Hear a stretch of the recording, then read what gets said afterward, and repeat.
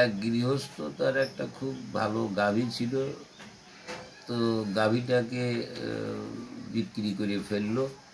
যে জুয়া খেলার বোর্ডে 10 টাকায় মানে 60 টাকা হয়, 10 টাকায় 100 টাকা হয়, এই ধরবে বলে জুয়া খেলবে বলে গাভীটা বিক্রি করে ফেললো।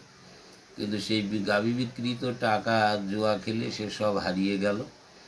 এখন এই গরুটার খুব দুধ হতো, যে গাভীটার খুব দুধ হতো, যারা কিনেছিল তাদের বাড়ি যেয়ে ও নিত্য যেয়ে খোঁজ নিত যে গরুর কতটা দুধ হয়েছে, কতটা দুধ হয়েছে।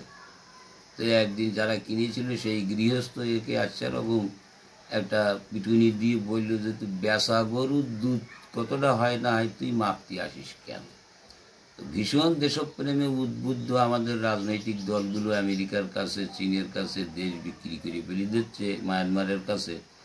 তারপরে এসে আবার এই ক্ষমতার লোভও আছে, ক্ষমতায়ও বসতে চায়, আবার এদিকে দেশও বিক্রি করতে চায়। তো একবারে বেচা দেশের নেতৃত্ব দিতে গেলেই শেষ পর্যন্ত এই গরু গাভী বেচা গৃহস্থর মতন জুতোর বাড়ি খাবে না তো।